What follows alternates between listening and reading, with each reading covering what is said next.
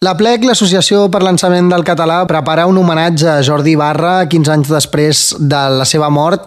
Podem saludar el Remi Ferrer, que és un dels organitzadors d'aquest homenatge. Remi Ferrer, bon dia. Adéu, bon dia. Potser el punt principal serà a l'edició d'un llibret. Què hi trobarem dins d'aquest llibret del Jordi Ibarra? És la 5a publicació de la col·lecció que hem anomenat Aplec de Sant Jordi, enguany dedicada a Jordi Ibarra. Hi trobarem textos de les cançons, algunes escrites per Jordi Ibarra mateix, però també per poetes que ell va musicar. Tenim Jordi Pere Cerdà, Joan Cairol i Joan Tocavents, Joan Amada, Josep Sebastià Pons, Coleta Planes i Clode Cayuela.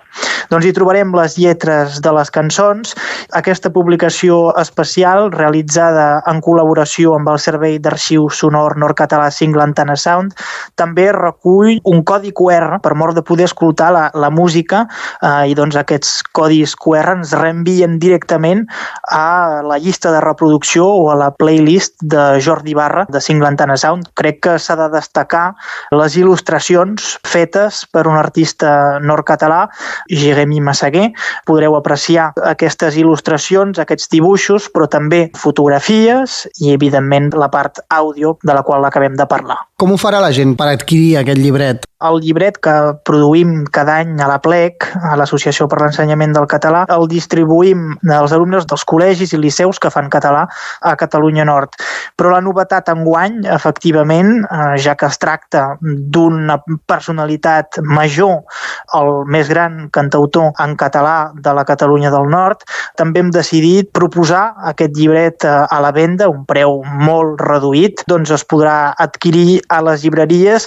També cal precisar que, com cada any, el llibret es podrà trobar encartat amb el diari L'Independent el dia de Sant Jordi, el 23 d'abril, i si no, doncs també el podreu efectivament adquirir a les llibreries. També hi haurà un acte d'homenatge públic, diguem, el dia 7. Què serà aquest acte exactament? Hem llestat aquesta data del 7 d'abril perquè és la data de naixement d'en Jordi Ibarra.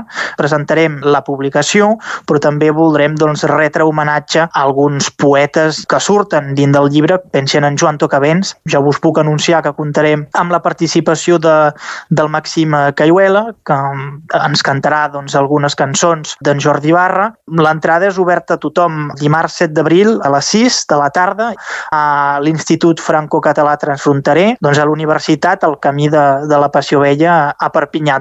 Aquesta publicació és possible gràcies al suport de l'Oficina Pública de la Llengua Catalana, al Departament, a la regió i també enguany gràcies a la delegació a Perpinyà de l'Institut d'Estudis Catalans, a l'IFCT, la Facultat de Català, i també la Brasserie Milles, que també dona suport a aquest projecte. Remi Ferrer, moltes gràcies per explicar-nos-ho. Gràcies a vosaltres, que vagi molt bé.